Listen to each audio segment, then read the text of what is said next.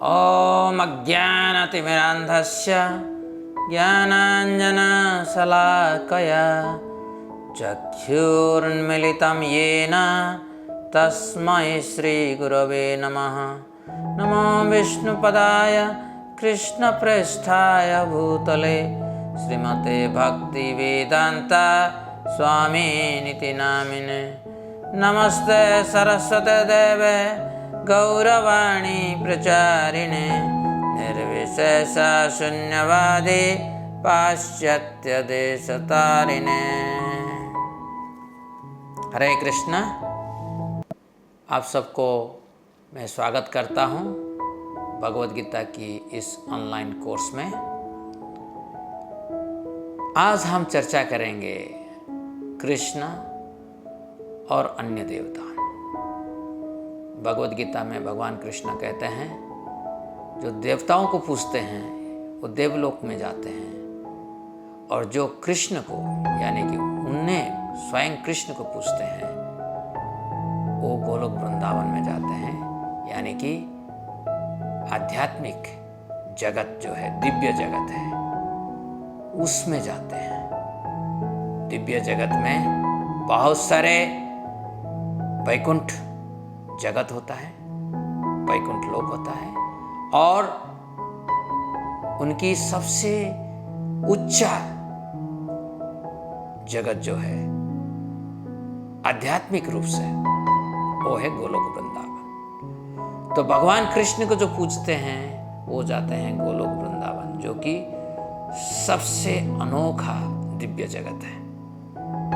और जो देवताओं को पूजते हैं वो स्वर्ग में जाते हैं, जहाँ पे जन्म लेकर फिर मृत्यु लोक में आते हैं। क्या कृष्ण अनेक हिंदू भगवानों में से एक हैं? वैदिक साहित्य में दो अलग धारणाएं हैं, भगवान और देवता।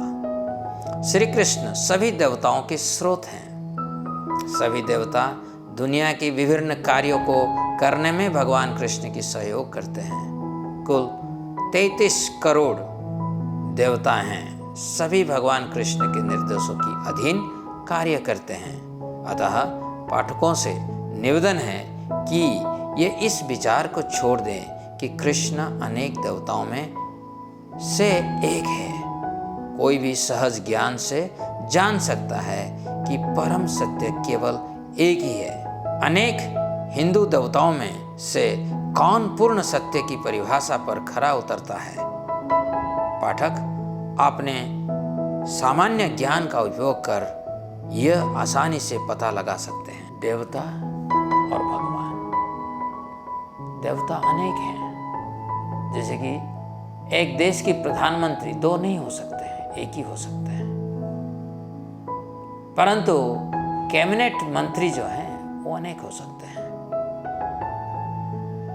ऐसे ही भगवान एक होते हैं, और इस भौतिक संसार को चलाने के लिए इन्होंने 33 करोड़ देवताओं को अपॉइंट किए हैं, नियोजित किए हैं। जैसे कि 33 करोड़ से 33 देवता जो हैं प्रधान हैं। इसमें 12 आदित्य हैं, 11 रुद्र हैं, 2 अश्विनी कुमार हैं और 8 वसु हैं। और सभी देवताओं का 1 करोड़ असिस्टेंट होते हैं, सहायक होते हैं। तो इसको हम शास्त्र के माध्यम से जानना चाहिए। मैं जब 2000 में जर्मनी गया था, उधर मेरा एक सहकर्मी से बातचीत करते हुए उन्होंने स्वयं बताया, मुझे पता है भारतवर्ष में विष्णु भगवान होते हैं। मेरा जर्मन सहकर्मी जो थे वो फिजिक्स में पीएचडी किए थे, परंतु इसके साथ साथ गोथे साहित्य में उन्होंने और एक पीएचडी भी हासिल किए थे। इसीलिए उनको पता था भारतीय शास्त्र के बारे में। एक जर्मन होने के नाते वो भारतीय शास्त्र पढ़ते हुए अगर उनको पता चल गया विष्णु भगवान है, हमारा भारतीयों को भगवान के बारे में क्यों पता नहीं है? ये क्यों मान लेते हैं कोई भी भगवान हो सकता है? आइए एक सही घटना को वर्णन करते हैं। एक बार जर्मनी का एक युवक भगवान की खोज में विश्व यात्रा पर निकला। उसका तर्क था कि जैसे परम सत्य के विषय में वर्णित किया गया है, ऐसे ही एक भगवान का बोध किसी संस्कृति में तो अवश्य होगा। उसे तो केवल ढूंढना है। कितनी बुद्धिमान थे ये। अगर भगवान है, अगर हम मानते हैं, आप मानते हैं, कहीं ना कहीं किसी ना किसी संस्कृति में उनकी वर्णन जरूर होगा। ये नहीं कि मुझे बड़े तपस्या करके, कठोर परिश्रम करके और अध्ययन करके मुझे ढूंढना पड़ेगा कि भगवान कौन है। तो मेरे हिसाब से, मेरा नजर में ये जर्मन युवक जो है बड़े बुद्धिमान थे। जब उसे बताया गया कि एटलस भगवान है तो आश्वस्त नहीं हुआ। उसने सोचा कि यह कैसे हो सकता है कि एक धरती को उठाने के लिए भगवान को इतनी मेहनत करनी पड़े। उसे दाढ़ी वाला एक बूढ़ा व्यक्ति भगवान के रूप में स्वीकार्य नहीं था। पाश्चात्य देशों में ढूंढने के बाद वो भारत की ओर बढ़ा। साधारणतः हम देखे हैं, जिनको भगवान के बारे में ज्ञान चाहिए वो भारतवर्ष को आ जाते हैं, क्योंकि भारतवर्ष जो है मुनि ऋषियों की देश है। इधर बहुत सारे तत्वदर्शी हैं। वो वृंदावन में निवास करते हैं, तो कोई जगन्नाथपुरी में निवास करते हैं, कोई मायापुर धाम में निवास करते हैं, कोई बद्रीनाथ में निवास करते हैं, कोई द्वारकापुरी में निवास करते हैं, तो कोई रामेश्वर में निवास करते हैं। ऐसे बहुत सारे तीर्थ स्थल है जहाँ पे बहुत सारे तत्वदर्शी निवास करते हैं। जिसको भगवान के बारे में ज्ञान चाहिए वो जरूर भारतवर्ष में आना चाहिए और भारतीय वैदिक ग्रंथ को अध्ययन करना चाहिए, विशेष रूप से भगवद गीता और श्रीमद् भागवतम। जब उसे भगवान शिव के बारे में बताया गया तो पुनः वो आश्वस्त नहीं हुआ। उसने तर्क किया कि भगवान सदैव तपस्या की मुद्रा में कैसे हो सकते हैं, क्योंकि भगवान शिव जी हर समय तपस्या में हो रहते हैं और उनकी गले में अनंत सर्प के रूप में अवस्थान करते हैं और हर समय श्री राम जय जय राम की जप करते हैं। भगवान तो ये होंगे जिनके लिए शिव जी तपस्या करते हैं। अंत में वो वृंदावन पहुंचा।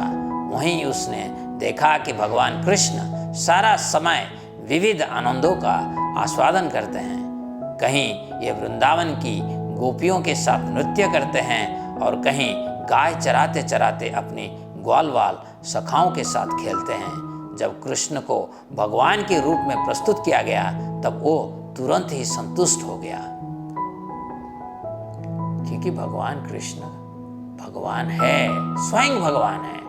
सुत गोस्वामी कहते हैं श्रीमद् भागवतम में प्रथम स्कंद 3 अध्याय में, एते चंस कला पुंस कृष्णस्तु भगवान स्वयं इंद्रियाणि व्याकुलम लोकम मृडयन्ति युगे युगे। ये सुत गोस्वामी की कहना है। सुत गोस्वामी ने भगवान की बहुत सारे अवतारों के बारे में वर्णन किए, जैसे नरसिंह, वराहा, रामा, परशुरामा, हर तरह की अवतारों के बारे में वर्णन करने के बाद बोले भगवान की जो अवतार होते हैं, ये मैं जो गिन कर 24 अवतारों को वर्णन किया है, ये 24 नहीं है।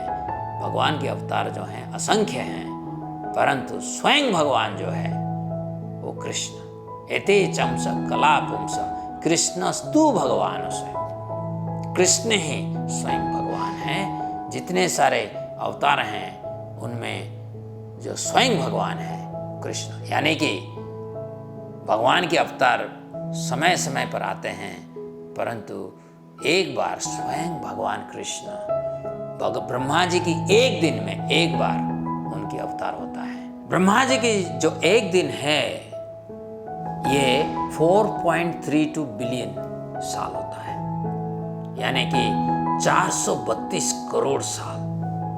432 करोड़ साल। हम तो सिर्फ 100 साल के लिए मैक्सिमम जीते हैं कलयुग में।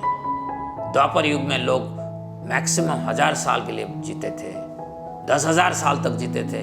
त्रेता युग में और सत्ययुग में जीते हैं 1 लाख साल तक। तो ये जो ब्रह्मा जी की एक दिन होता है, इसमें 1000 बार भगवान की राम अवतार आते हैं, परंतु कृष्ण सिर्फ एक बार आते हैं। जर्मनी के युवक ने सोचा कि हमेशा बांसुरी बजाने वाले कृष्ण ही परम भगवान हो सकते हैं, क्योंकि ये सदा मुस्कुरा रहे हैं और आनंद ले रहे हैं। आखिरकार भगवान तो वही हैं जो बिना किसी श्रम के सारे विश्व का पालन करें, जबकि स्वयं ये सदा अपने साथियों के साथ आनंद मनाएं। ये हैं भगवान कृष्ण।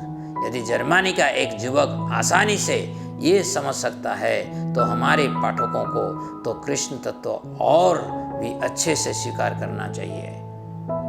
मैं पिछले लेसन में, पिछले पाठ में आप लोगों को समझाया था,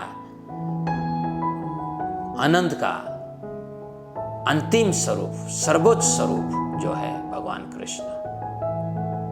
भगवान अनंत है, अनंत अचिंत्य है, भगवान अचिंत्य है, परंतु अनंत का जो स्वरूप है, स्वयं स्वरूप है, सर्वोत्तम स्वरूप जो है, वो स्वयं कृष्ण है। कृष्ण का एक अर्थ है सर्वाकर्षक। कृष्ण मूल धातु है जिसका आशय है आकर्षित करना, और कृष्ण का अर्थ है सर्वाकर्षक, वो जो सभी को आकर्षित करता है। कृष्ण कोई सांप्रदायिक शब्द नहीं है। कृष्ण शब्द भगवान का उल्लेख करता है। भगवान का मूल नाम कृष्ण है। वास्तव में उनके असंख्य नाम हैं, राम, विष्णु, नारायण, पद्मनाभ, अनंत, केशव, मुकुंद, अल्लाह, यहोवा इत्यादि। इस तरह उनके असंख्य नाम हैं। भगवान के असंख्य नाम होने के बावजूद वो एक है, अद्वैत। वो दो नहीं है कभी, परंतु देवता जो हैं 33 करोड़ हैं, और वो भगवान नहीं हो सकते। और मैं एक उदाहरण दूंगा समझाने के लिए देवताओं और भगवान के बीच में क्या विभेद है, और इसकी जानकारी हमारे अंदर होना चाहिए।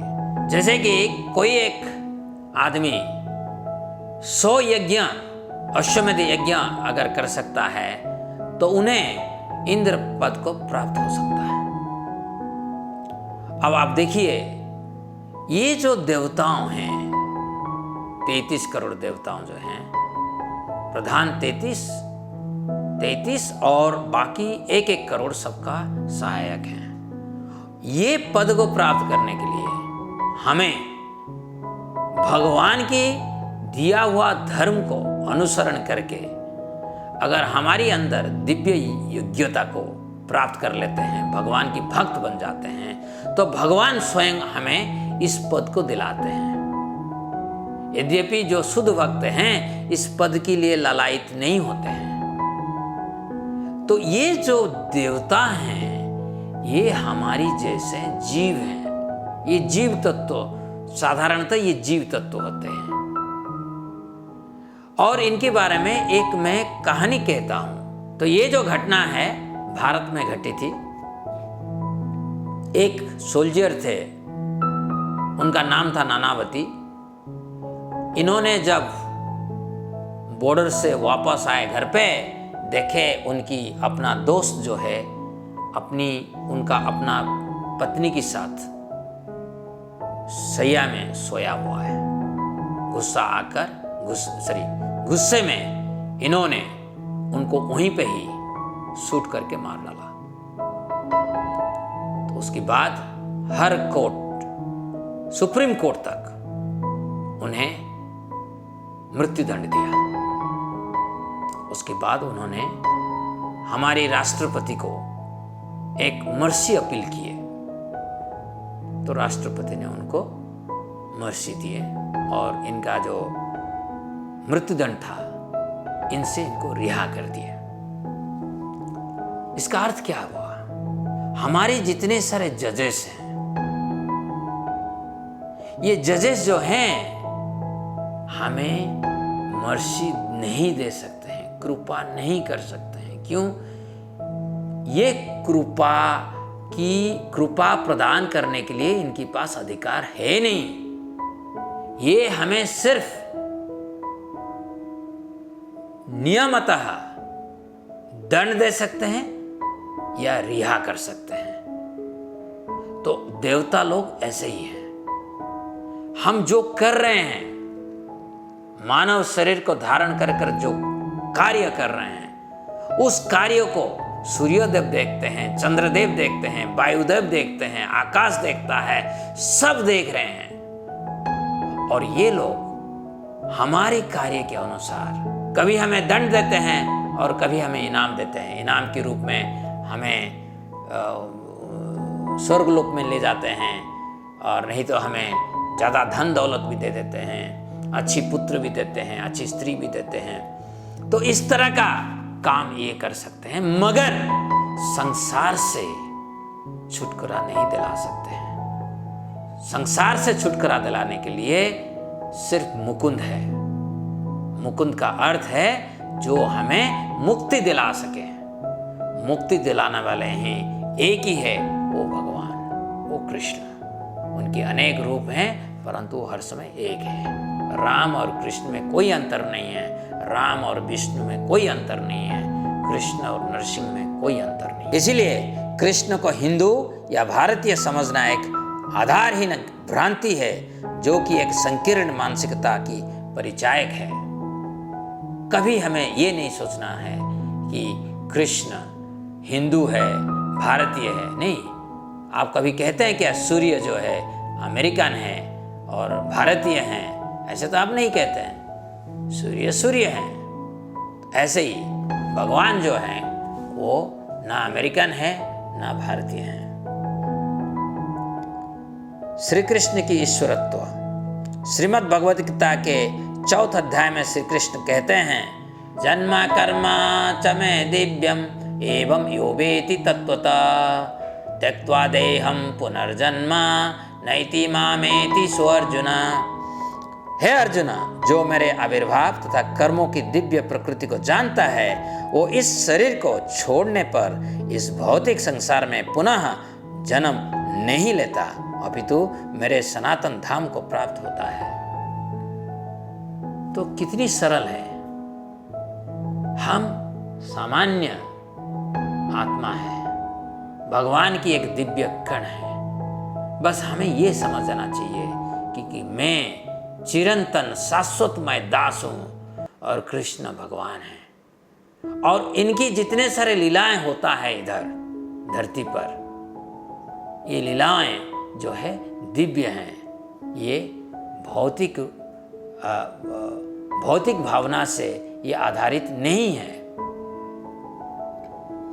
पूर्ण सत्य की परिभाषा से श्री कृष्ण अजन्म है, तथापि ये देवकी के पुत्र के रूप में, जसोदा की पुत्र के रूप में, अदिति की पुत्र के रूप में अथवा कौशल्या की पुत्र के रूप में जन्म लेते हैं।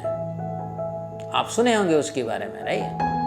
अयोध्या में कौशल्या की पुत्र बने, अदिति की पुत्र के रूप में उपेंद्र यानी कि वामन देव जन्म हुए, और यशोदा की पुत्र के रूप में भगवान ब्रजेंद्र नंदन के रूप में यानी कि श्याम सुंदर के रूप में, कृष्ण के रूप में बहुत सारा लीला किए, और वसुदेव की पुत्र के रूप में वासुदेव बनकर इन्होंने द्वारका में बहुत सारा लीला किए।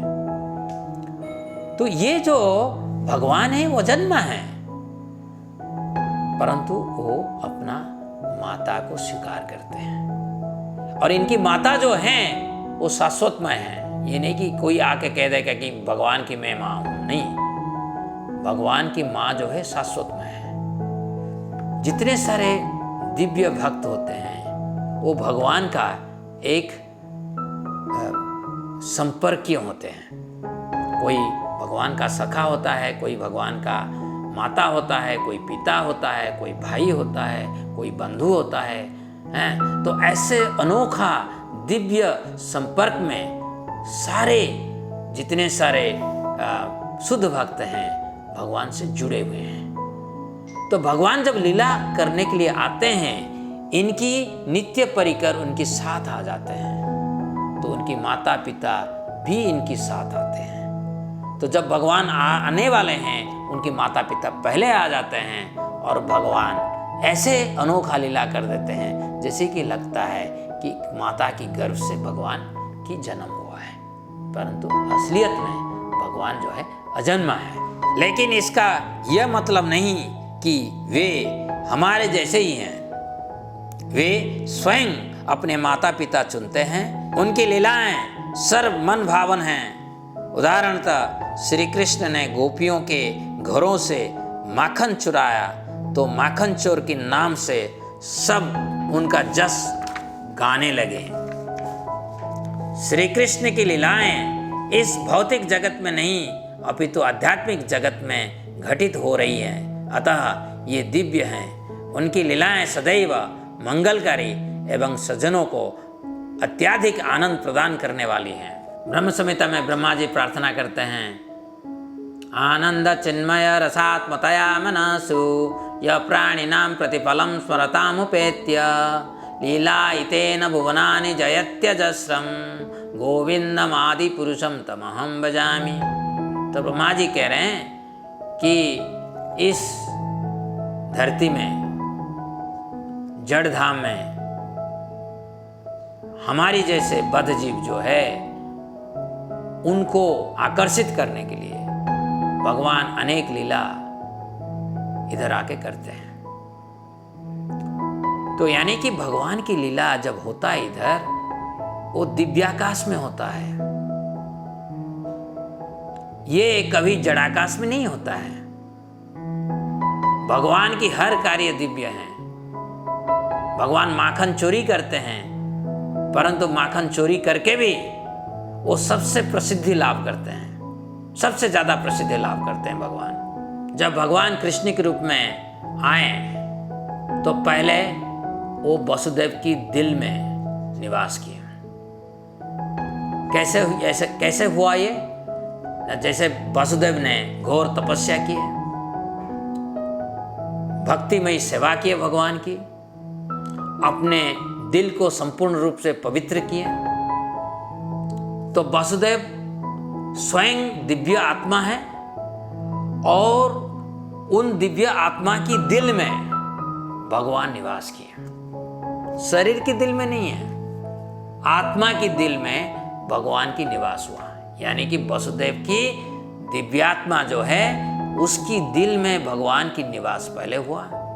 क्योंकि देवकी अपना पति वसुदेव की सेवा करती थी, इसीलिए भगवान स्वयं उनके ऊपर कृपा करके देवकी की हृदय में निवास करने लगे।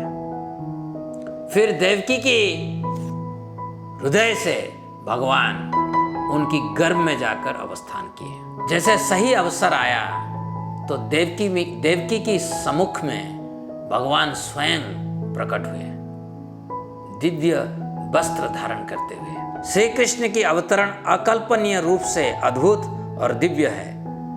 उनके पिता वसुदेव ने दिव्य तपस्या और भक्ति से अपने शुद्ध चेतना में भगवान कृष्ण को धारण किया। प्रतिव्रता देवकी को अपने पति के दिव्य संग द्वारा आध्यात्मिक चेतना प्राप्त करने का सौभाग्य मिला, अतः श्री कृष्ण ने उनके गर्भ में रहना स्वीकार किया।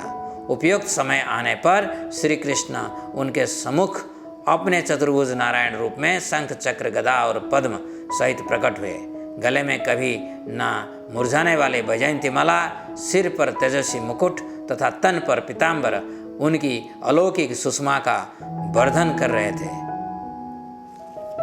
तो ये आप देखिए, भगवान की जो जन्म होता है वो आप और मेरे जैसे नहीं होता है। हम जब जन्म लेते हैं, हम रोते रोते आते हैं और बड़ा कठिनाई परिस्थिति में रहते हैं। कभी कभी तो लोग जब जन्म बच्चे के रूप में ही उनकी मृत्यु हो जाता है, बड़ी कष्टदायक होता है हमारे जन्म। परंतु भगवान की जन्म ऐसे नहीं हुआ। जैसे अभी हम पठन किए कि भगवान पहले वसुदेव की हृदय में अवस्थान किए। वसुदेव की हृदय जो है ये शरीर की हृदय नहीं है, वसुदेव दिव्यात्मा है और दिव्यात्मा होने के नाते उनकी शरीर की उनकी दिव्य शरीर की जो हृदय है उसमें निवास किए। वसुदेव के दिव्य शरीर से देवकी के दिव्य शरीर में भगवान स्थानांतरित हुए। ये है आध्यात्मिक यूनियन। जब एक साधारण मनुष्य और स्त्री की बीच में जब मिलन होता है तब मनुष्य जन्म लेता है कि नहीं? परंतु वसुदेव और देवकी की जो मिलन था वो दिव्य था, वो साधारण मिलन नहीं था, ये दिव्य मिलन था। और जैसे हमने फिर देखा कि जब समय आया, भगवान स्वयं चतुर्भुज रूप धारण करते हुए देवकी की सम्मुख में प्रकट हो गए। तो भगवान जन्म नहीं लेते हैं, वो प्रकट हो जाते हैं। किसी के दिल में प्रकट होते हैं, किसके लिए अपनी पुत्र के रूप में प्रकट हो जाते हैं, किसके लिए अपने मित्र के रूप में प्रकट हो जाते हैं। भगवान प्रकट होते हैं, कभी जन्म नहीं लेते हैं। देवकी की प्रार्थना पर भगवान श्री कृष्ण ने स्वेच्छा से एक शिशु का रूप धारण कर लिया। श्री कृष्ण का प्राकट्य इस प्रकार होता है। मित्रों, आपको समझ में आ गया होगा भगवान की लीला कैसे दिव्य है। मैं इनकी जो जन्म जो है उसको प्रकट के रूप में आप लोगों को समझाया। भगवान जन्म नहीं लेते हैं, वो प्रकट होते हैं और